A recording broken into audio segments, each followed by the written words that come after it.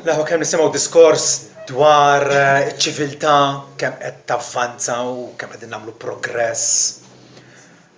U llum aktar ovvjament bil-rivoluzzjoni teknoloġika u l-informatika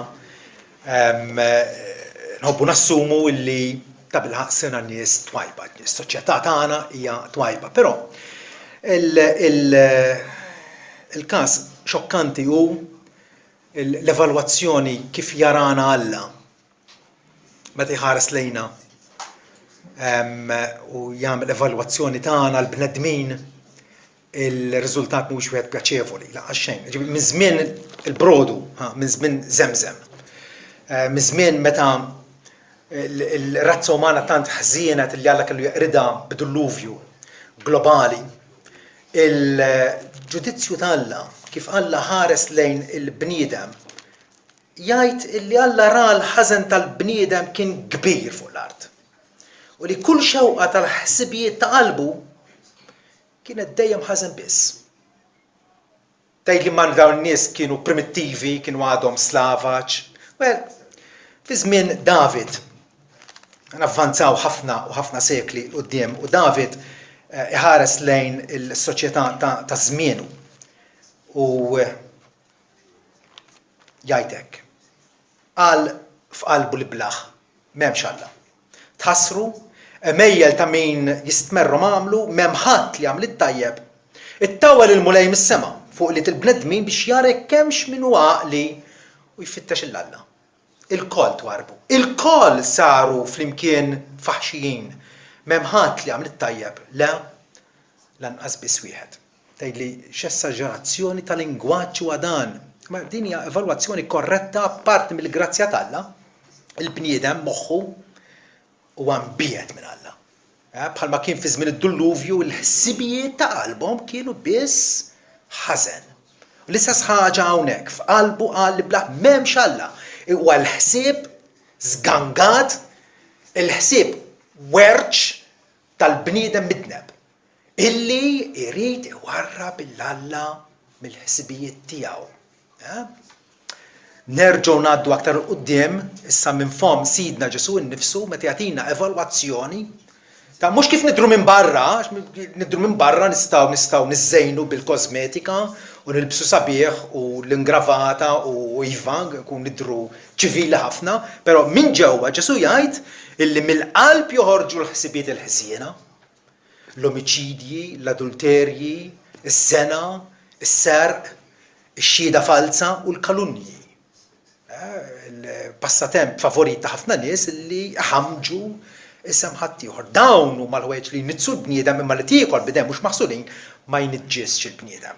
Bniedem ħsibu biex jirranġa minn barra, jivvinta u jimmultiplika ċeremonjali reliġjużi minn barra esternament biex jidher sabiħ. Ġesu ipoġġi sebaw fuq il-ferita u jgħid li mill-qalb x'joħroġ li tina issa sħiħa ma il-ħsibiet il-ħżiena għal darb'oħra l-bniedem moħħu huwa ħażin. Aħna nitħassru n-nies li kollhom jittieħdu f'manikomju, well, mhux dawk l-imsiekan. L-imsiekan huma n-nies ta' barra li jaħsbu li kollox huwa sew u huma nies normali. Meta qed jassumu li kapaċi jgħixu mingħajr Alla. Għal darb'oħra l-Apostlu Pawlu meta jagħtina l-evalwazzjoni tiegħu li jagħmel huwa sempliċement li jikkwota diversi skritturi mit-Testament il-Qadim biex bihom jispjega u jiddeskrivi s-soċjetà ta' żmienu. U jgħid illi l-Lut u l-Ġentil huma kollha taħt id-dnub, taħt id-dominju tad-dnub, taħt il-ħakma tad-dnub. Kif inhu miktub m'hemm ħadd tajjeb li lanqas wieħed, m'hemm ħadd li jifhem. Mela l-ewwel kategorikament jgħid il-bnedmin kollha universalment huma ħżiena, imma mbagħad jgħid jibda biex jibbonta sebgħu u jgħid m'hemm ħadd li jifhem. Il-bniedem għaref huwa l-bniedem illi jinkludi lill-Alla fil-ħajja tiegħu u jarfu bħala s-sors ta' ħajtu. Però dan jgħid m'hemm ħadd li jifhem, m'hemm ħadd illi ifittex il-Alla. U allura jridu narfu l-aħwa illi l-erq tal-problema tagħna hija minn ġewwa. X'qiegħed għaddej fil-ħsibijiet ta' qalbna. Ġesu lill-Fariżej meta kien għadu kif ħafer id-dnubiet ta' dak il-mifluġ li nniżżel mis-saqaf mill-leba' ħbib tiegħu. U bdew jgħidu ta' qed jidaj, kif jista' jaħfer id-dnubiet? Alla biss jaħfer id-dnubiet. Veru Alla biss jaħfer id-dnubiet. Ma Ġesu dar fuqhom u għaraf ħsibietom qalilhom għalfejn qegħdin taħsbu ħsibiet ħżiena f'qalbkom. Il-bniedem Alla aktar mill-affarijiet u l-attivitajiet esterni li jagħmel jara l-qalb tiegħu. Għalfejn taħsbu ħsibiet ħżiena f'qalbkom. U allura dak li huwa mentali, dak li għaddej mill-moħħ, dak li huwa inviżibbli allura jinkixef femil viżibbli illi wieħed faċilment jara. Għalhekk Pawlu wara li qed m'hemm ħadd li jifhem dik hija l-erq tal-problema kollha. U ma tistax tkun bniedem għaref jekk qiegħed twarrab minn ħajtek dak li huwa l-għajn ta' kull erf, ta' kull tarif, ta' kull sapjenza li huwa Alla nnifsu. M'hemm ħadd li jifhem, m'hemm ħadd li jfittex l-Alla, imbagħad allura x'jirriżulta? Soċjetà mħassra, l-koll ħarġu mit-triq, kollha kemm huma ma jiswewx, m'hemm ħadd li jagħmel is-sewwa li lanqas wieħed gerżu midhom qabel miftuħ, taħt il-sienhom ħadmu l-qerq, il-valenu tas-srieb jinsab taħt ċoftihom, sħitu mrar f'ommhom mimli u l-bqija jkompli sejjer din il-lista twila ta' x'kapaċi jagħmel il-bniedem appuntu għax ma jifhimx. Għax warrab l-Alla minn ħajtu. Għalhekk dak li huwa mentali imbagħad narawh dak li huwa fisiku. Dak li naħsbu b'moħħna jibdew jagħmlu ħdejna, saqajna, widnejna, għajnejna, il-membri kollha iservu l-aljenazzjoni tagħna appuntu għaliex fil-bluwa tagħna naħsbu li kapaċi ngħixu minn. Dan huwa l-bniedem kif jara Alla. Il-bniedem li allura għandu bżonn restawrazzjoni mill-qiegħ net. Meta ngħidu Alla isejħilna bil-grazzja tiegħu u jdaħħalna fis-saltna tiegħu ikun beda dal-proċess biex b'Malti sempliċi jirranġalna moħħna. Isewwilna qalbna minn ġewwa għal barra. Bit-twelid mill-ġdid u t-tiġdid tal-Ispiritu Santu jibda dan il-proċess ta' taqdis. Bidla radikali mill-qiegħ. Bidla li ddum sejra ma ssaħħx mill-lum għall-għada. Imma rridu nkunu konxi kemm ta' bilħaq huwa importanti li aħna nitlu fiha bruħna u ġisimna. Dir-restawrazzjoni li ħatkun kompluta mbagħad ovvjament fil-miġja ta' Sidna Ġesu Kristu. Meta anke saħansitra l-ġisem tagħna li huwa affettwat bid-dnub u għalhekk immutu fiżikament, tajjeb ukoll ikun irrestawrat, ikun moti, ninataw ġisem immortali, ġisem glorjuż jixbaħ lil ta' Sidna Ġesu Kristu. U allura mhuwiex lan tagħna u waqqas huwa hija strateġija tajba illi tajt għandi dal-vizzju ħa nipprova neħles minnu. Jew għandi dal-vizzju jew din id-drawa ħażina. Irridu nibdew minn moħħna. Kif qed jaħseb moħħna. Għaliex dak hemmhekk jaffettwa l-attività komprensiva tagħna minn ġurnata għall-oħra. Illi tagħmel makeover esterna mhijiex biżżejjed. Xi nisa jaħsbu li huwa biżżejjed. U infatti kważi meta jagħmlu makeover qas tibqa' tarafhom. Għax jibdlu l-istil tax-xahar u jlibsuhom mhux tas-soltu. Kemm aħna bollha jasra li kultant neħlu fuq dak l-estern. Meta pereżempju Pietru li qegħdin nitkellmu fuq in-nisa.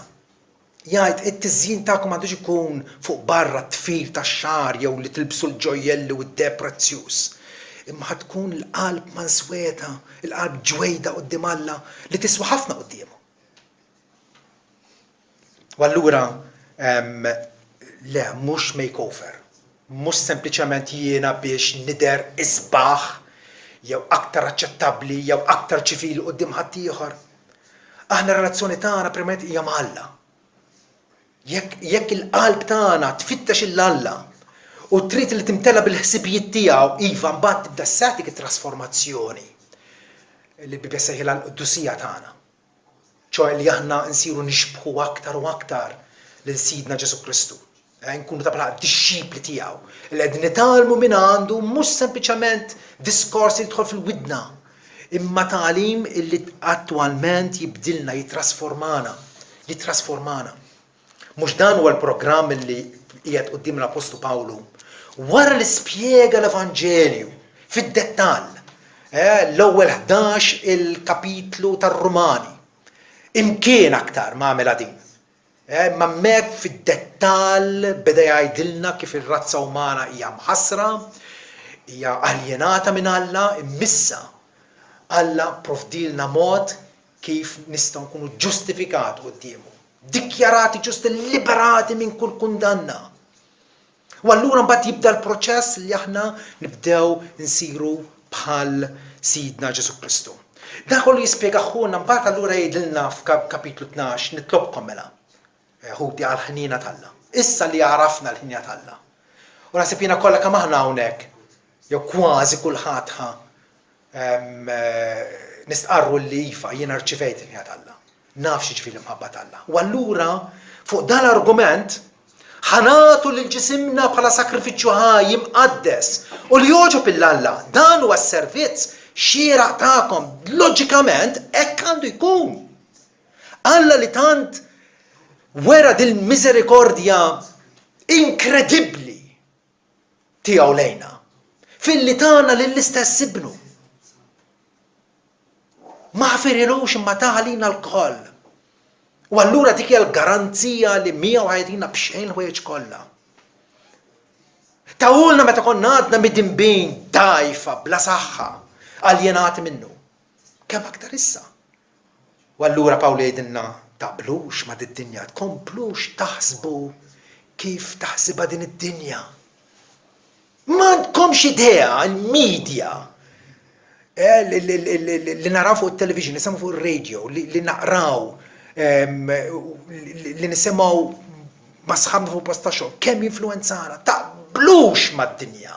Taqblux ma' dik il-mentalità ta' nies illi jaħsbu li jistgħu jgħaddu mingħajr Alla.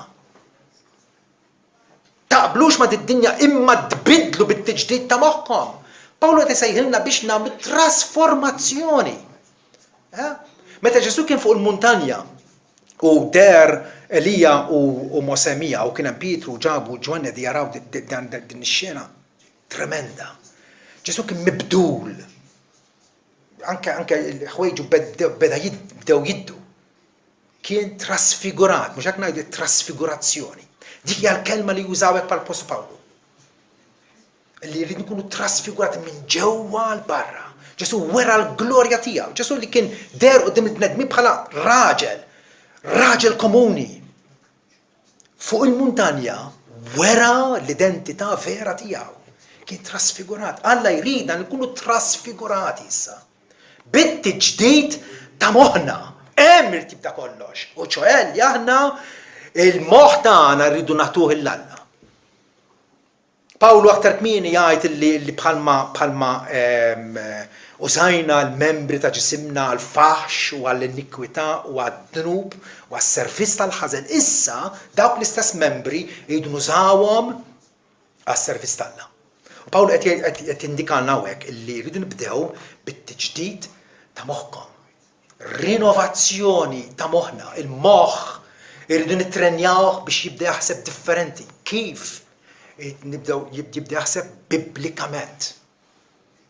Jibda jaħseb skont l-iskrittura. Skont l-iskrittura.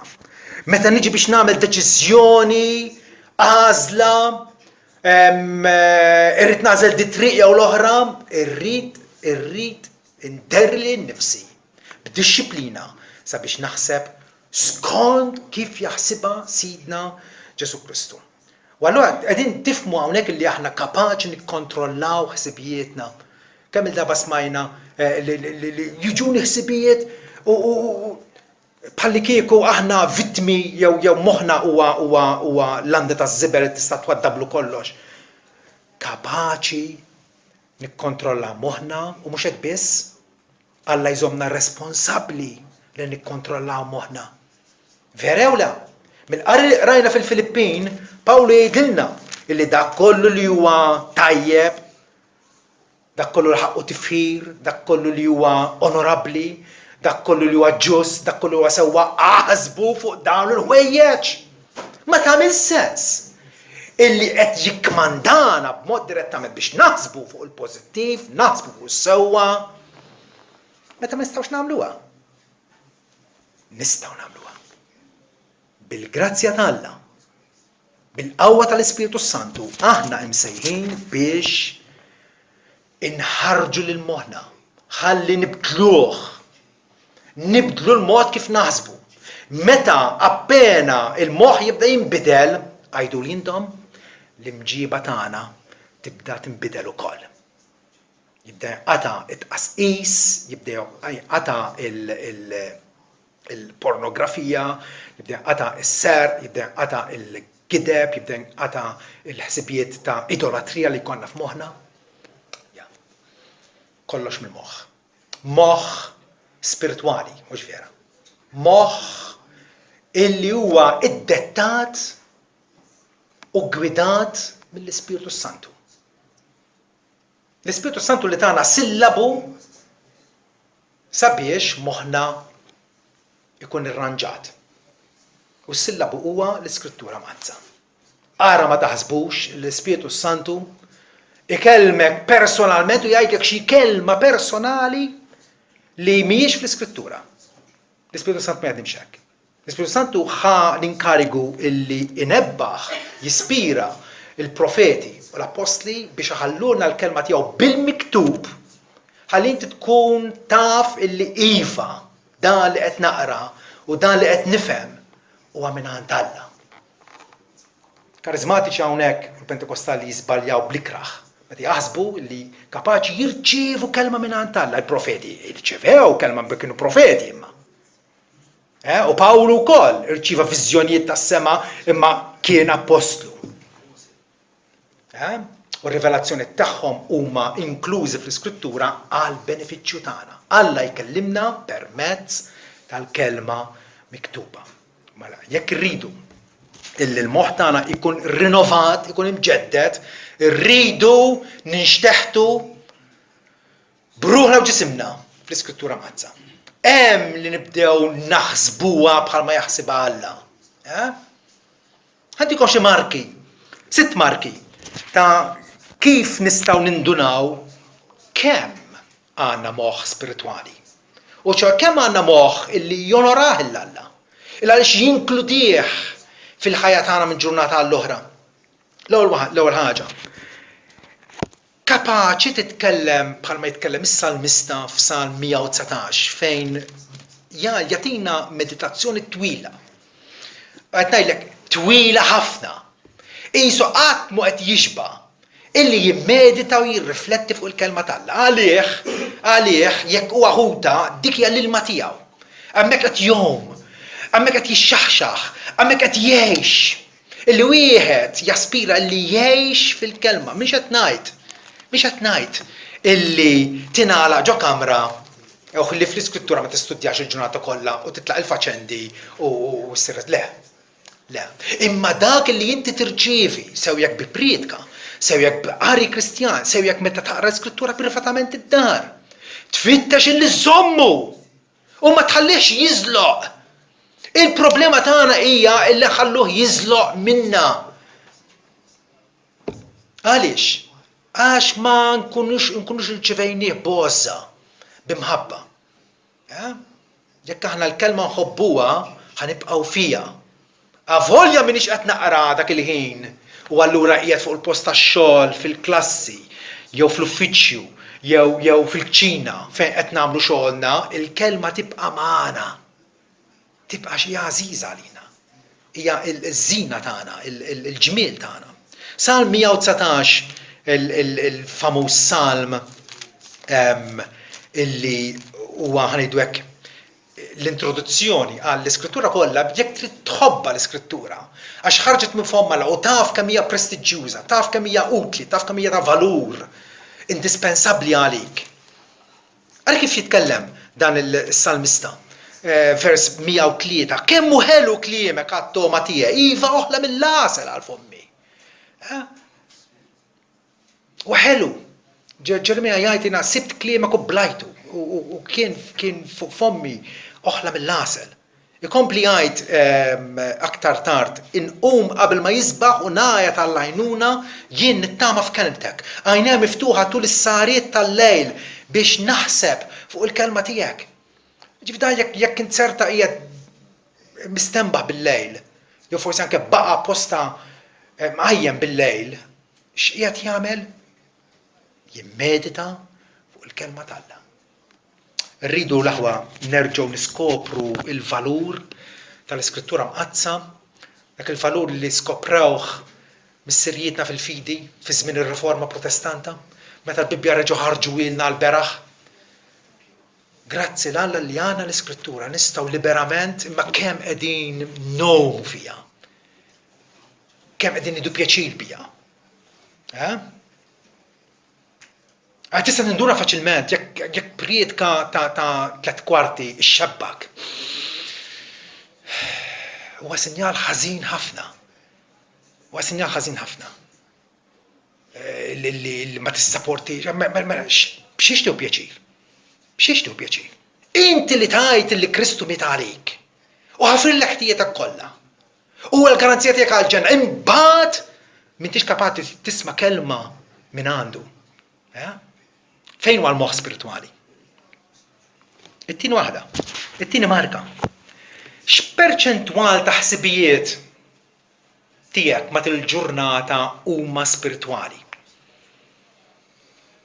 U ċoħe meta għaddejn fid-deffa tax-xogħol, issa qegħdin fuq l-lan tax-xogħol, vera? U allura hemm ċerta bżulija u hemm ċerta impenn u qegħdin nidħaltu man-nies, ħafna minnhom mitlufa, li ma jimportomx minn Alla. Kemm qed tibqa' ħsiebek fil-mulej u konxjament li trid toġbu f'kull ħaġa li qed tagħmel. Tgħidli kif jista' jkun? Iva jista' jkun. Jista' jkun. Jista' jkun. Tiftakar meta inti bdejt toħroġ ma' dik it-tfajla, jew ma' dak il-ġuvni li eventwalment sar il-raġel u martijek, meta bdejtu tiltaqgħu għall-bidu, tiltaqgħu sija u mbagħad terġgħu lura fil-familja partikolari tagħkom, il-ħsibijiet tagħkom fejn kienu jibqgħu? Taħseb fuq il-maħbuba tiegħek, vera? Taħseb fuq il-maħbuba tiegħek. U bil-ġri nerġa' niltaqa' magħha għaliex għax il-qalb qiegħed hemmhekk. Qalb hemmhekk, jiġifieri kapaċi, iva. Avolja imma tibqa' taħseb, tibqa' tieħu pjaċir f'dak illi inti għalik huwa indispensabbli. Taħsbux illi allura x'issa ninsab fil-klassi u x'issa ninsab fil-fabbrika u għandi. Rridu nderru l-moħħna li ngħixu konxjament fil-preżenza ta' Alla. Alla umana. Alla huwa qudiemna, fuqna, warajna. Ħafna nies li ltaqgħu magħhom jitkellmu dwar din id-dinja, dwar l-ekonomija, dwar il-politika, dwar dal-affarijiet li jiġru mad-dinja tagħna bħalli kieku ma kollox. Dak huwa l-importanti. L-aħħar statistika u l-meħħa jitla president tat-tali pajjiż u dan huwa l-importanti għalihom. Meta relativament mhuma xejn. Mhuma xejn. Nitkellmu bħalhom aħna. Hemmhekk hija indikazzjoni oħra għandniex moħħ spiritwali. Ħafna nies jitkellmu dwar id-dinja bħalli kieku hija kollox, mentri mi relattivament xejn. U dan jaffermaħulna l-Apostlu Pawlu. Fejn jgħidilna qed jitkellem prattikament fuq il-żwieġ u qed jagħti l-pariri tiegħu fuq il-żwieġ. Fejn jgħid imbagħad imma dan ngħid jeħudi iż-żmien ħsar. Issa jibqa' li dawk li m'għandhomx mara jgħixu qishom m'għandhomx. Dawk li għandhom mara jgħixu qishom m'għandhomx. U dawk li jibku bħalli kieku ma bkewx. U dawk li jifirħu qishom ma ferħux. U dawk li jixtru qishom m'għandhomx. Ġif kapaċi tixtri imma għex qisek m'għandekx. Tibbażax, tittamax fuq il-proprjetà u l-oġġetti li kapaċi takkwista lik innifsek. U dawk li jqdew b'din id-dinja joqgħodu attenti biex ma jabbużawx minna għax il-forma ta' id-dinja qed tgħaddi. Qed vera jpoġġina fit-triq it-tajba fejn qed jgħid l-isma'. Kwalunkwe ħaġa qed tiġri taħt il-kappa tax-xemx qed tgħaddi.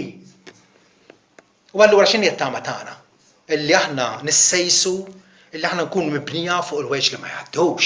Jekk verament li jkunu nies li nifhmu l-akkuża tal-Alla kontra l-umanità hi m'hemm ħadd li jifhem. M'hemm ħadd li jifhem. Għaliex? Għax dak li huwa bla importanza qed jagħtuh l-importanza kollha tad-dinja. Imma dak li huwa vera importanti u ċoħe li aħna komunjoni mal-Alla. Illi aħna ngawdu għax għalhekk aħna magħluqin. Dak ma jgħaddix minn moħħhom. It-tama tagħna allura hija li aħna ħarsu l-ħwejjeġ li jibqgħu.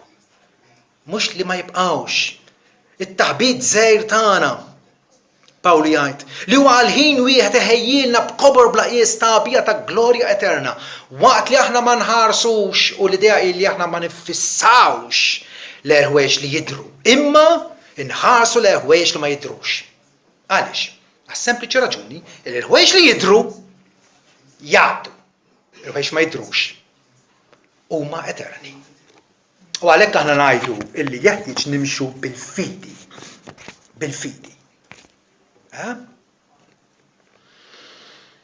It-tielet punt, tielet marka kif tista' tinduna intix spiritwali, moħħok u spiritwali jew le. X'differenza hemm bejnek u bejn wieħed pagan, u l-pagani huma komuni ħafna fis-soċjetà tagħna vera? Pagani. Nies li għandhom forma ta' tjieba per jiġdu l-qawwa tagħha. Forsi jasal dak l-istaġun meta juru l-reliġjożità tagħhom però daqshekk. Dak huma pagani. X'differenza hemm bejnek u bejn wieħed pagan kif tissortja il-prijoritajiet tiegħek. Kollha kemm aħna nagħtu valur jew tikketta jew prezz fuq l-oġġetti li naraw qudiemna, vera?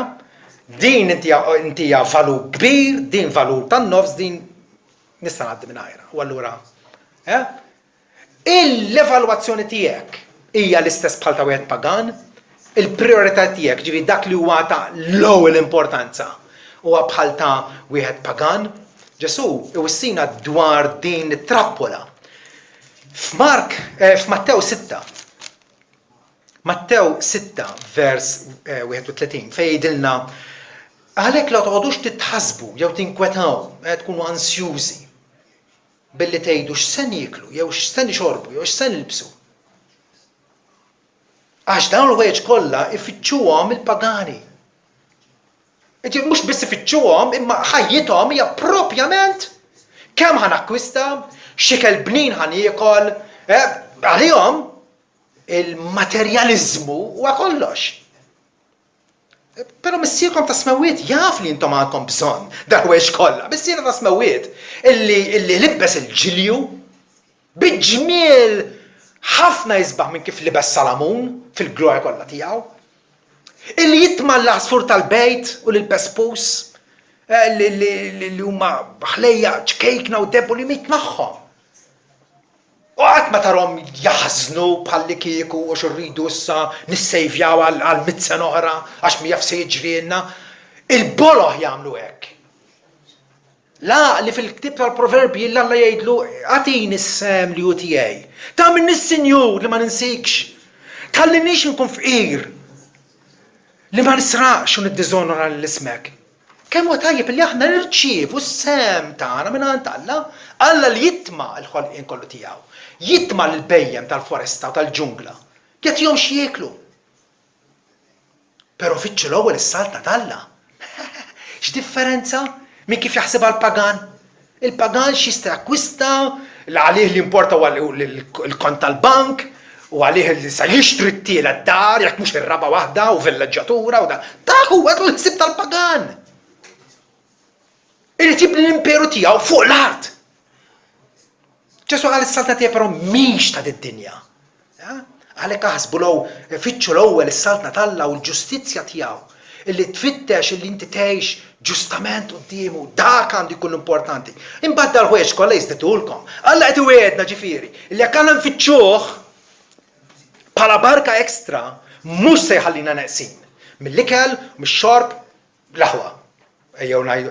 Malta tirreġistra minn ta' quddiem net tal-obeżità fid-dinja. U taħsbu allura ħammutu bil-ġuħ.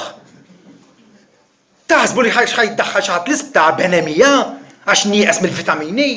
Ma naħsibx li l-problema tagħna. Il-problema tagħna hija l-idolatrija fil-qalb. Ir-rejba Pawl jimmarka jgħid din hija idolatrija.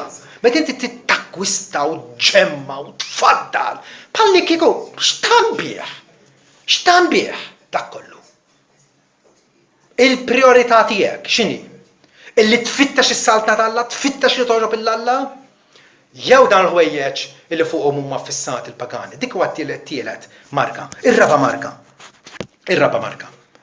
Id-diskors tiegħek, għax id-diskors ħalqna Alla tawna bħala termometru biex jurina il-qada ta' qalbna. Kif titkellem, xtejt, xmatejt, juri xaf qalbek. U allura, bil-fors di tkun marka tajba. Id-diskors tiegħek huwa utli u profitabbli, u għatajnu u għamħabba, jew inkellam kabbar, sensuali, firaħ. Ġieli kontu f'kumpanija ta' nies illi qegħdin jitkellmu jgħidu u jrednu imma x'qed jgħidu sostanzjali, xejn, ħela ta' ħin. M'aħniex kapaċi nitkellmu fuq dak li huwa utli, fuq dak li saħħaħ, li jibni, li jedifika lil ħaddieħor. Mill-milja tal-qalb jitkellem il-fom, vera? X'hemm f'qalbek joħroġ minn fommok. Nisal il-lifat, kif tistgħu intom ħżiena jgħidilna Ġesu titkellmu ħwejjeġ tajba, għax mill-kotra tal-qalb jitkellem il-fom. Il-bniedem tajjeb mit-teżor tajjeb tiegħu joħroġ ħwejjeġ tajba. U l-bniedem ħażin mit-teżor ħażin tiegħu joħroġ ħwejjeġ ħżiena. Skont mint ħatati. Jekk moħħok jew ossija qalbek hija rinnovata mill-Ispiritu Santu, ħajħorġu ħwejjeġ tajba. Alla jrid illi nkunu mħarġin, nkunu disciplinati sabiex din il-ħajja ġdida fina tintwera aktar u aktar. Marka oħra, kemm prattikament taħseb dwar il-ġenna u l-infern li huma r-realtajiet ultimi, ġifieri kull bniedem u minnu. Anke nies li ma jemnux li hemm ġenna u infern, xorta waħda se jkunu il-ġenna jew l-infern, eventwalment. Għall-eternità. Kemm taħseb fuq dak li ħanajdulhom in-novissimi? U ċoħe, ħwejjeġ tal-aħħar li allura huwa r-riżultat ta' kollox. Għax hawnhekk qegħdin f'dan l-omor tagħna ħanejdu tgħix mqar mit-sena. Qegħdin fuq l-għadba tal-eternità, fuq l-għadba. X'imiss? L-eternità. Ġenna jew l-infern. Kemm taħseb ukoll dwar il-glorja ta' Kristu? Bħala Kristjan. Pawli jgħidilna la darba mela qomtu ma' Kristu fitxu ħwejjeġ ta' fuq, fejn Kristu qiegħed fuq l-yemin tal-Alla.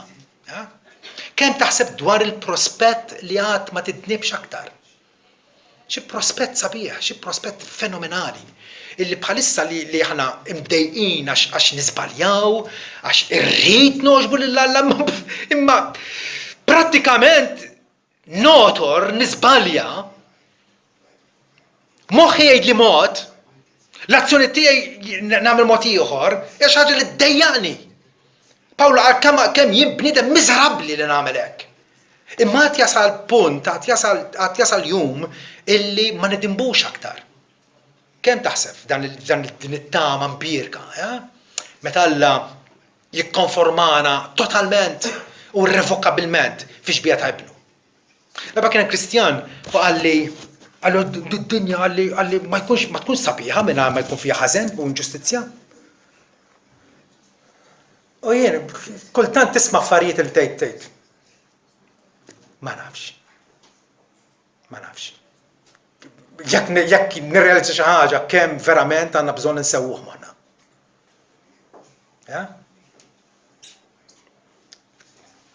Ġesu jgħidilna f'Mattew 6 vers 21. Fejn hu t-teżor tiegħek? Hemm tkun qalbek ukoll. Fejn hu t-teżor tiegħek? Jekk verament inti titenna fil-weda ta' Ġesu Kristu, meta qalilna jiena sejjer u ħanħejji post għalikom. U meta nħejji post nerġa' niġi nilqakom għandi biex fejn kun jien tkunu intom ukoll. Hemm weda aktar fantastika u verissima minn din, la darba qala Ġesu ma tistax tfalli.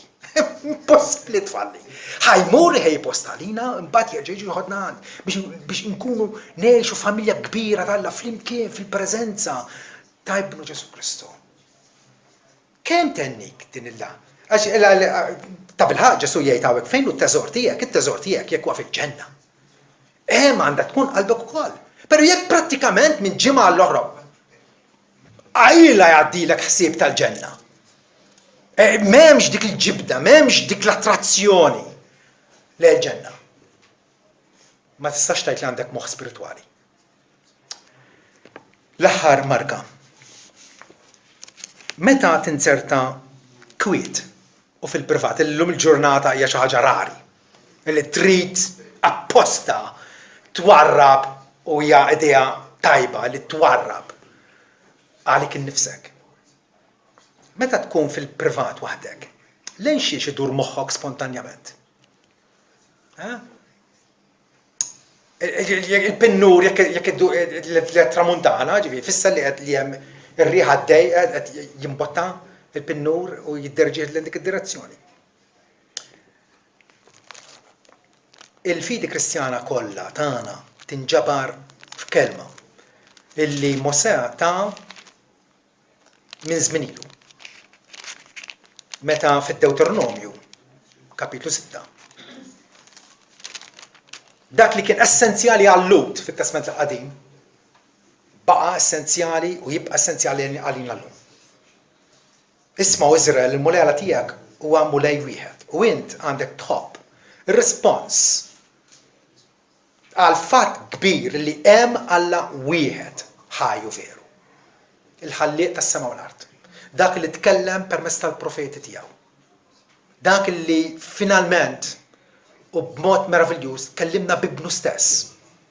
Ibnu iġbija tal-Alla inviżibbli li għex magħna fuq l-art. Dak Alla il-veru. Ir-rispons tagħna għandu jkun inti għandek tħobb lil mulej tiegħek b'qalbek kollha, b'ruħek kollha, bil-qawwa tiegħek kollha. Dan huwa l-moħħ spiritwali mixħud fuq Alla. Irid jimtela b'Alla. Kif nistgħu nħobbu jekk ma nemminx fih? Mosè jassumi d-dikjarazzjoni isma' Iżrael, mulej tiegħek u mulej wieħed. Jekk ta' bilħaq temmina din, ir-respons tiegħek ħajkun li tħobb l-Alla. Kif tħobbu? Billi tħobb tiegħek. Li kwiet jgħid inħobb l-Alla ma jisservax il-kmandamenti tiegħek, dawk id-dieb. Ġwan jgħidilna ċaru tont, mhux ma għadx moda. Nħobbu billi nosserva il-kmandamenti tiegħu regolarment iħada aħjar mill-lum. U dawn il-kelmiet li jien qiegħed nordnalek illum, Mosè jkompli jgħid issa din l-iskrittura. Din il-kelma rċevejt minn Alla. Dawn il-kelmiet li jien qiegħed nordnalek illum ikunu f'qalbek. Ikunu f'qalbek. Tallimhom tajb illu liedek. Dak li huwa għażiż għalija u għażiż ukoll għall-eżiż tiegħi, vera? U dik għal il-fat li rridu għal-familja tagħna, għas-soċjetà tagħna tibqa' tiftaħ il-bot. Tallimhom tajb illu liedek, titkellem fuqhom x'int tkun qiegħed f'darek, intu mixi fit-triq, x'int imtett, x'int qum. Jiġifieri l-ħajja kollha tagħna hija invażata bil-ħsieb tagħna. Hekk għandu jkun. Dan huwa normali. Dan huwa kif Alla jridna li nkunu. Illi l-aħħar ħsieb tagħna, l-ewwel ħsieb tagħna x'inhu qumu, matul il-ġurnata, torbod dawn kliemek bħala elm fuq idek, ikunu fil-attarija bejn għajnejk, tiktibhom fuq ġembejn il-bwieb tiegħek, fuq bwiebek, ġifi kull fejn tgħaddi regolarment, ħassib x'għanqlek għal ħsibijiet tagħna. Għax altrimenti, jekk moħħna imbjawh lix-xitan, għajdu li x'tip ta' disċipli ħankunu. Ħankunu disċipli ta' melħ li tilef l-mluħa tiegħu li ma jiswa xejn il-wieħed jarmieħ fuq il-misbla għax attwalment ma jkun jiswa xejn. Kemm inti imbiegħed minn dal-prospett illi Alla poġġi qudiemna.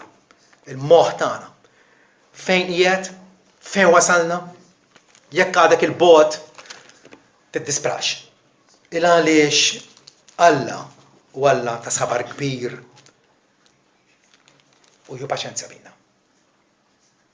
F'Iżajja 42 vers 3 jgħidilna li qasba mġelġla ma jiksiriex u ftila ddaħħan ma jitfiex.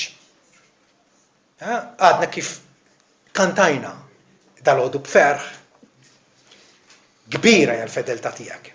Alla ma jarminniex. Dik il-ħarufa żejra li qiegħda tsappab il-mulej kapaċi jerfaħħa bħala rajt tajjeb. Ġifieri jekk inti imbiegħed minn din it-tip ta' mentalità tiddisprax. Il għaliex bħalma jgħidilna il-mulej iftaħ fommok u jien nimliwlek. Iftaħ fommok u nimliwlek. Ma l-istess ħaġa jekk niftħu moħħna Alla jimlijolna bil-ħsibijiet tiegħu. Idu nċedu mhux biss idejna s-servizz, mhux biss saqajna, mhux biss widnejna, imma primarjament nċedu moħħna sabiex nkunu kapaċi nelbu kull fortizza illi tittella kontra Kristu. U hemm ħafna affarijiet li fixkluna milli nkunu devoti u bqalb singla nfittxu li nservu lil Ġesu Kristu. Pawlu jgħid aħna waqqgħu l-argumenti u kull kburija li tollera nfissa kontra t-tarif tal-Alla u njasru kull ħsieb għall-ubbidjenza ta' Kristu. Dan huwa il-programm qudiemna biex ngħidu hekk. Li rridu nitalmu injasru kull ħsieb. Kull ħsieb inġibuh skjaf biex jobdil il-Kristu. Għax altrimenti, daqskemm aħna nobduh inkunu nies ta' kwalità quddiem Alla. Daqskemm aħna ikollna moħħna mtajjar u moħħna moħli u moħħna mixħud fuq affarijiet illi prattikament huma bla siwi. Daqshekk ieħor inkunu nies illi maħniex nilħqu lan mhux biss tal-ħolqien tagħna, imma wkoll lan tal-fidwa tagħna. Alla permezz ta' Kristu kisibna għalih innifsu. Sabiex nkunu familja waħda u lied Ġesu Kristu l-kbir fostna. Amen. Amazing grace, how sweet the sound that saved a wretch like me. I was lost, but now I'm found, was blind.